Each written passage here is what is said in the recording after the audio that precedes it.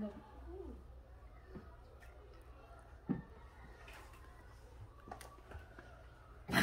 Le petit sorcier Camille est bien gentil, mais il n'est pas trop poli. Bang! Fait la porte de la cuisine, alors que sa maman range les courses. Maman! Hurle le petit sorcier Camille. Je veux du chocolat.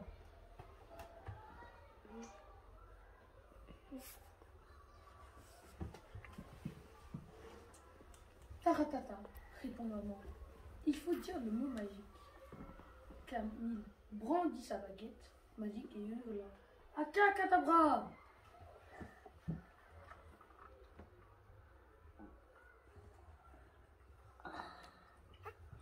Taratata, répond maman. Ce n'est pas le bon mot magique. Bang! Claque la porte de la cuisine. Tu vas aller contre la porte. Le petit sorcier Camille n'est pas très content. Du tout. Il sent son cœur dur comme un caillou. Alors il file au jardin. Oh, vous avez vu, il est tout rouge. Hein. Miaou! C'est à fond le chat qui se prélasse au soleil. Tu connais le mot magique pour avoir du chocolat? Bien sûr, répond Alphon. Accra sourit. Berthe, il est un peu poilu ton chocolat, constate Camille mécontent.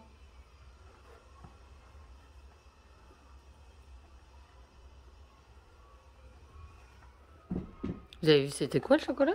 Une souris. Une souris. Biou! Voilà Minou, le sorcier qui arrive sur son balai. Tu connais le mot magique pour avoir du chocolat? Bien sûr, répond Minou. Abrocochodron. À mon avis, il est un peu trop dur ton chocolat. Oh! C'est quoi? Une marmite. Une marmite à chaudron, oui. 5 chocolats. Coucou, lance Tintin, mon mouton caché sous une fleur. Tu connais le mot magique pour avoir du chocolat? Mais oui, répond Tintin. Abracan champignon. Il est sûrement vénéneux ton chocolat. Un champignon. Un champignon. Un champignon. Boum, boum, boum. C'est pas con le frapper. Qui arrive brillamment. Tu connais le mot magique pour avoir du chocolat? Absolument, répond Paco. Abracadafou. Il est certainement cramé ton chocolat. Oh! Qu'est-ce qu'il a fait? Oh! Du feu! Lucmen, tu t'endors? Sneak, sneak, murmure Sissi, la petite chenille, en s'en dans le nez. Tu connais le mot magique pour avoir du chocolat? Mais oui, répond Sissi. Schnack. Oh, c'est quoi? Elle a fait quoi là? Un bisou.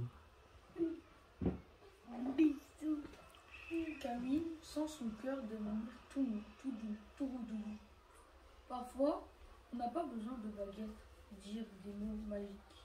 Juste quelques caresses et un peu de douceur.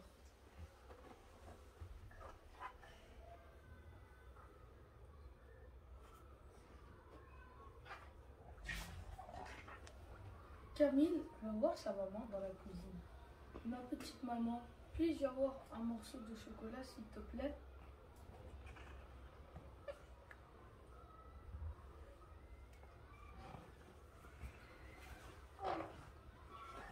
Mais oui, répond.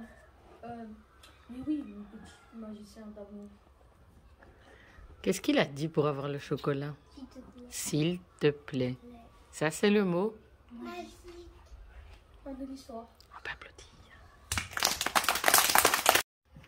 Les chocobiscuits en cavale.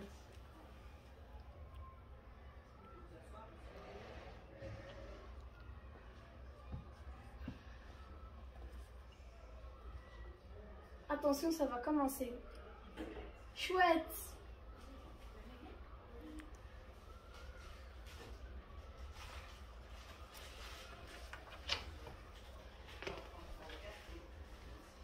Tu n'imagines pas ce qui peut se passer.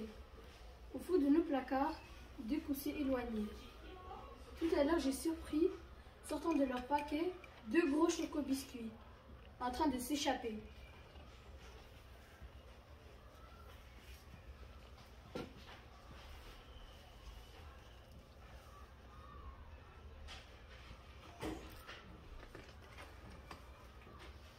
En tendant bien l'oreille, j'ai entendu des voix. L'un d'eux se nommait Ben, l'autre s'appelait Lola. Et vu comment battaient leur cœur chocolaté, je suis persuadée que ces deux-là s'aimaient.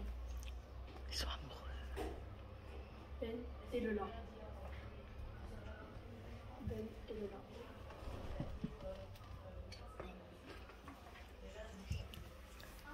Ils furent catapultés loin, très loin, dans l'air, par les intentionnés biscuits à cuillère.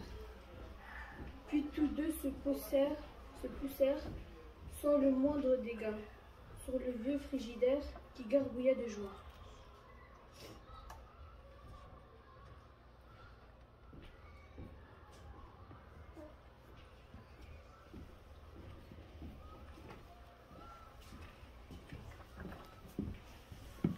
Il avait réussi et se perdre une miette.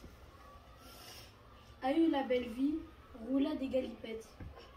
Elles se mirent à danser dans les gâteaux, sur le rythme endiablé du chant des boules coco. Ils sont bizarres ces biscuits, hein, les gars? Ouais, ça fait bouche.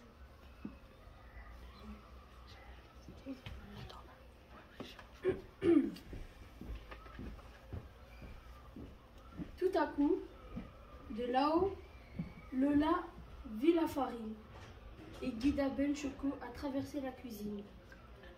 La copine l'entraîna vers le joli tableau, puis les yeux pleins de joie. Ils se roulèrent dedans.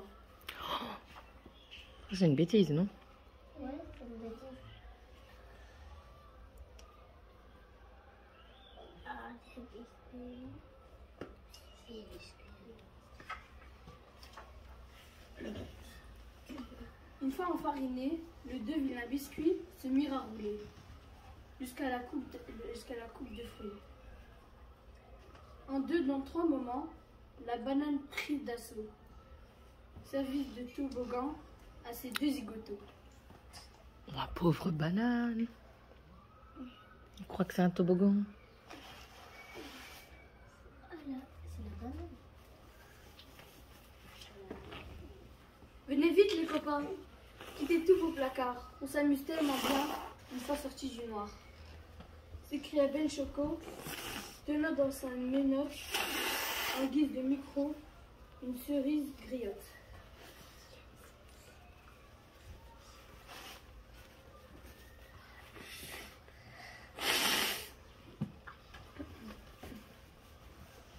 Attends. Dans le sombre placard, les gâteaux s'agitèrent. Ben leur donnait l'espoir d'une vie bien plus gaie. Ce sont les petits beurres qui sortirent les premiers, suivis des petits cœurs, puis des tendres marbrés. Ça, c'est tous des biscuits différents. Ils font la fête, les biscuits, hein? Ouais. Pendant que vous êtes à l'école, ils font la fête. Mais ils vont, on va faire la fête. Ça, les autres biscuits, faut les Attends. Chut. Et tous se retrouvèrent autour d'une tasse de thé, dans laquelle ils plongèrent et firent quelques brassées. Mais en sortant de là, malheureusement, se sentirent flagada. Ils avaient ramolli. Ça veut dire quoi, ramolli, les copains? Ils les avaient écrabouillés. Non, pas écrabouillés. Ils sont tout mous. Tout mous. Comme si on les avait trempés dans du lait. Donc alors fondu. Un petit peu. Ouais. Pas les amis, nous allons faire bronzette et retrouver ainsi une pâte bien parfaite. Là, ce fut le bouquet. Les gâteaux s'envolèrent et vinrent s'écrasèrent près de la grasinière. Oh, ils vont grippin. Ils y vont grippin. Ils vont faire quoi dans le grippin, les? Ils vont chauffer. Ils vont chauffer.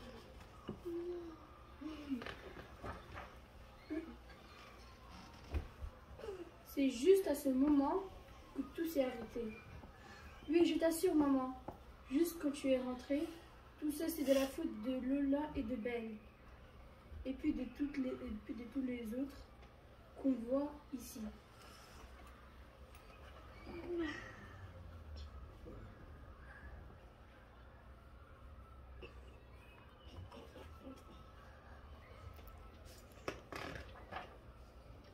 Maman, c'est promis, je vais tout arranger.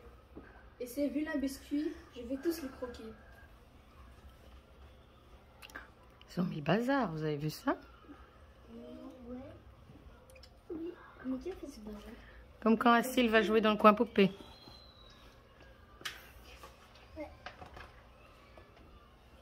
C'est fini. On peut applaudir. Et le grand gentil loup.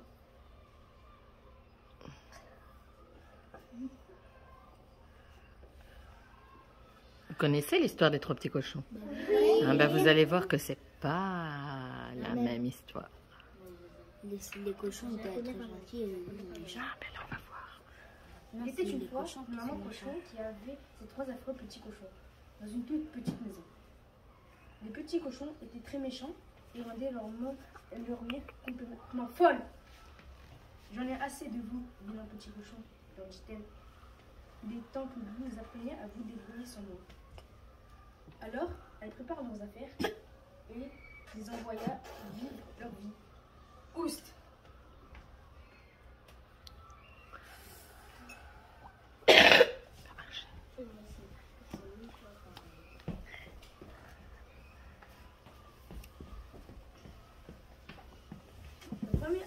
Le premier affreux petit cochon trouva sur son chemin un gros tas de paille. Voilà qui sera parfait pour construire ma maison, pensa-t-il. Hélas, le petit cochon était fainéant et la maison de paille qui construit n'était pas solide du tout. Heureusement, un grand gentil loup qui venait juste de devenir maçon passa par là. Ciel, s'écria le loup, quelle pagaille cette maison! Je vais voir si je peux donner un coup de main. Je vais le faire.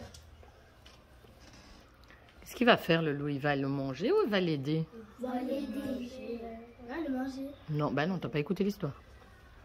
Il va l'aider. Trop bizarre. Amine, je vais me fâcher. Petit cochon, puis-je entrer? Demanda le loup. Va-t'en! Cria le cochon. Par tous les tire-bouchons de ma queue, je ne laisserai pas un loup entrer chez moi. Si tu mets ton corps dans ma maison, je te mords. Je te tords et je te mets dehors. Je voulais simplement t'aider, dit tristement le loup, et il reprit sa route. Oh mon Dieu!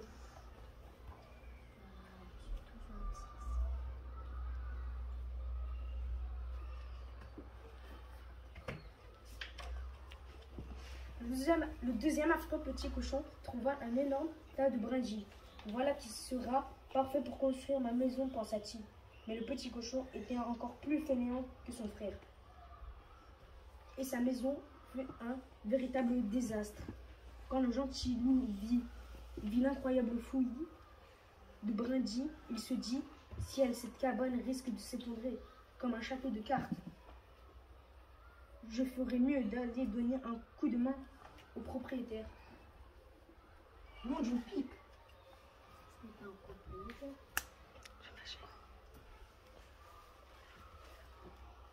Là, il veut aider le deuxième petit cochon. Oui, parce que c'est un trapeau. Un gentil loup. Ah,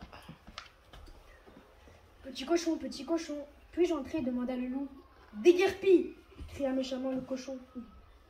Par tous les tire-bouchons de ma queue, je ne laisserai pas un loup entrer chez moi. Si tu mets ton corps dans ma maison, je te mords, je te tords et je te mets dehors. Je suis désolé, loup. Je voulais simplement t'aider. Quelle impolitesse. ils sont pas très gentils ces cochons.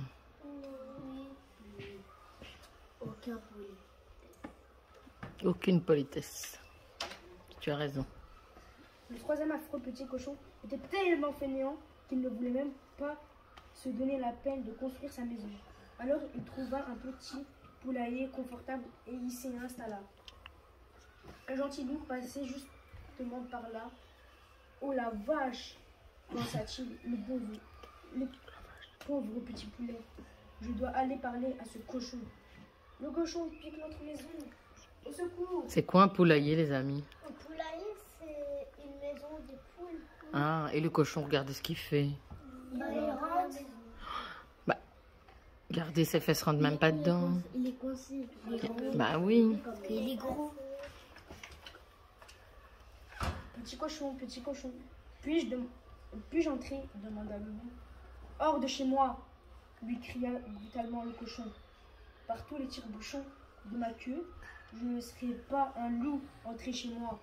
Si tu mets ton corps dans ma maison, je te mords, je te tords. N'en dis pas plus. Le coupa le loup. Ce n'est pas ta maison, mais celle des poules. Peu importe, dit le cochon. Maintenant, fiche-moi le camp. Tout le monde hors de ma vue. Alors le gentil loup invita toutes les poules dans sa maison. Qu'ils étaient en construction, en briques et étaient vraiment très solides. Pendant ce temps-là, la maison construite par les premiers affreux petits cochons. T'as vu quelle belle maison est construite, le loup? Que pour nous. Et qui va aller habiter avec le loup, là? Les cochons. Ah non, les poules, pour le moment. Je sais pas si les cochons vont les rejoindre, mais... Les vaches. Paille à vache se faisait manger par un troupeau de vaches affamées. Cette construction par le deuxième affreux petit cochon. Oh, les vaches, qu'est-ce qu'elles mangent, là? La paille de sa maison. La paille de sa maison. Ils mangent ça, les vaches. Ça la prendra. Était emporté par une volée d'oiseaux en colère. Tu as volé nos branches, nos nids. Quand au troisième affreux petit cochon, il se fit picorer le derrière par un jeune coq et hurla. Tout le long du chemin qui le menait vers ses frères. Ceux qui étaient précieusement jeunes.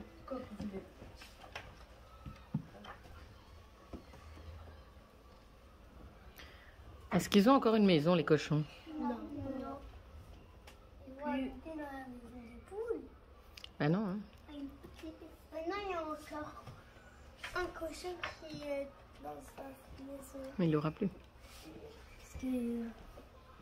Maintenant, plus aucun des cochons n'avait de maison. Mais le loup lui en avait une. Et elle avait l'air bien chaude et confortable. Cette maison serait parfaite pour nous, déclarent les affreux petits cochons. Moi aussi, j'aime bien cette maison. Il attendit que le soir tombe, puis il escalade le toit et se laissèrent glisser dans la cheminée. Le loup entendit les affreux petits cochons. Alors il prépara une énorme, gigantesque marmite bouillante. Oh! Maintenant, c'est les cochons. Et qu'est-ce qui va se passer, à votre avis? Ils vont tomber dans le feu. Tu crois? Ils vont aller dans la maison. On va voir. Parce qu'ils vont être dans la... On va voir. Chut. De soupe?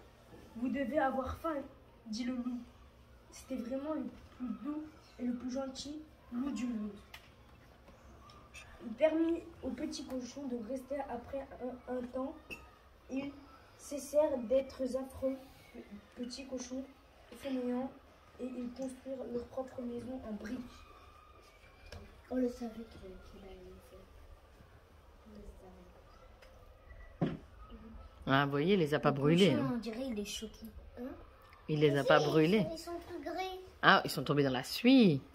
Mais ils ne sont pas tombés dans la marmite chaude. Ils sont tombés dans la cheminée. Dans la cheminée. Ils étaient assez grands pour tout le monde. Ils étaient assez grands pour tout le monde. Ils vécurent tous ensemble heureux pour toujours. Oh, regardez quelle belle maison. Ah, parce qu'ils ont mélangé les maisons. Et tout le monde est dedans. C'est chouette ça. Moi, j'ai cru que le loup, il n'allait pas accepter. Ah ah, mais le loup il est tellement gentil. Maman, Et voilà, on peut applaudir. Salut, je m'appelle Lou.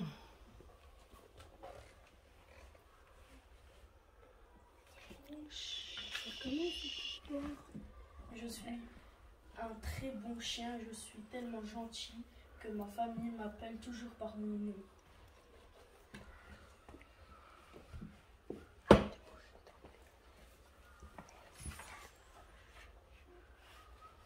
Quand ils me promènent, je les aide à marcher plus vite.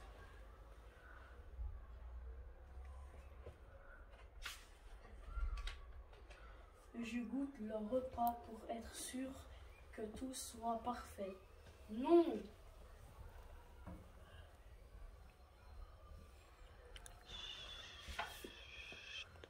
Je les aide à chercher des trésors dans le jardin. Non!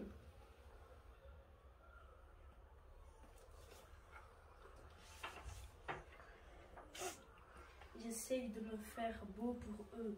Non!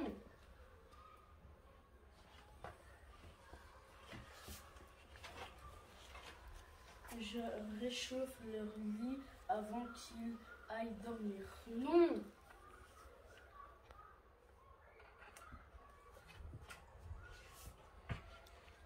Je range leurs journaux. Non!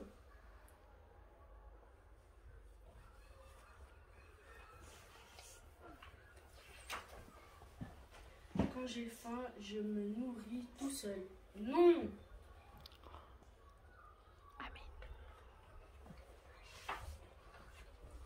Je m'occupe du linge. Amine. Non!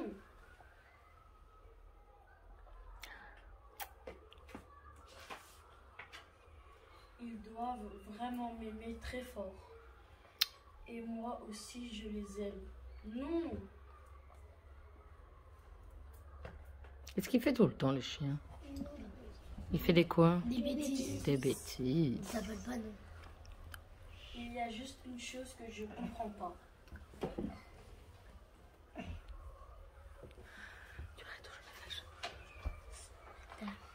Pourquoi ont-ils acheté un collier avec un autre nom? Qui sait lire le nom qu'il y a sur le collier? Tom. Tom. Non, on a déjà lu cette histoire. Ah oui. Si, on a déjà lu. Et pourquoi il croit qu'il s'appelle Tom? Pourquoi il croit qu'il s'appelle non, pardon? Parce qu'ils disent toujours deux. Parce qu'ils disent toujours non. On peut applaudir le grand. Bestiole.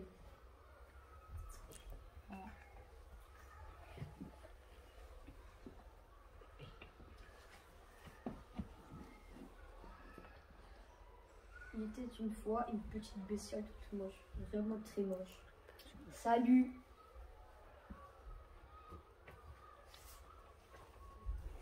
Toutes les autres bestioles étaient bien un peu plus moches, mais elle était très loin de la plus visible. Cool, redoutable, waouh!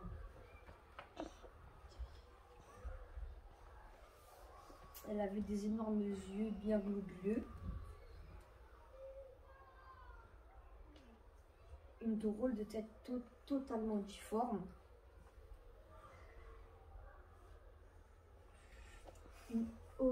un horrible dos tout poilu et des jambes violettes complètement de traviole. Elle faisait vraiment peur à voir. Là tu me vois. La vilaine petite bestiole se demandait pourquoi les autres bestioles n'étaient pas comme elle. Alors, elle leur posa la question. Petite bestiole à pois, pourquoi tes yeux sont-ils si petits et mignons, alors que les miens sont gros et globuleux? Mes yeux sont tout petits, comme ça je peux me cacher au milieu des baies que les oiseaux ne me voient pas.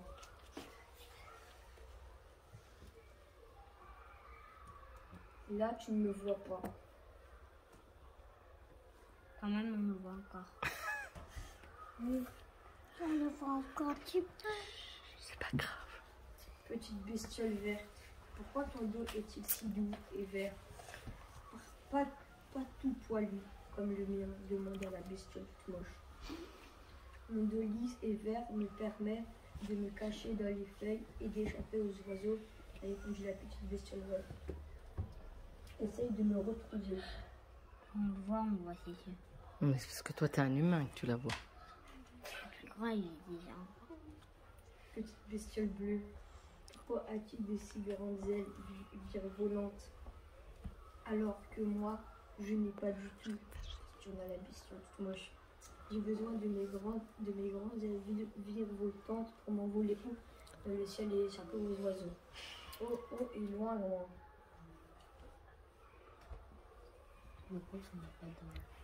Comme ça, dit la bestiole bleue. Ouhou.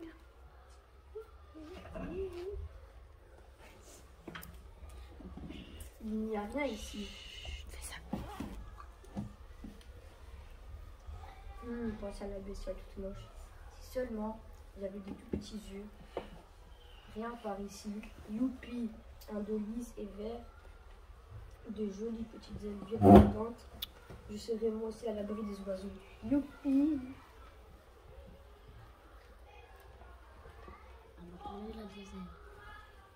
Alors la bestiole toute moche décida de se fabriquer un masque pour que ses yeux paraissaient tout petits et d'utiliser une feuille pour rendre son dos lisse et vert. Elle trouva même une paire d'ailes virevoltantes. Désormais, je serai complètement à l'abri des oiseaux, dit-elle. Oh.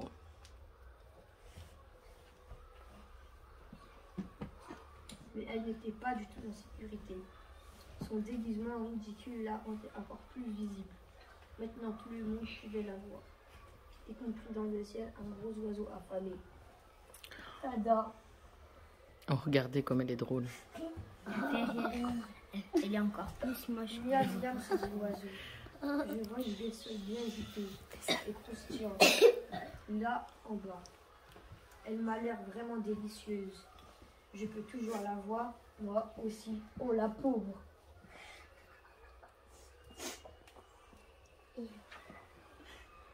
Ah.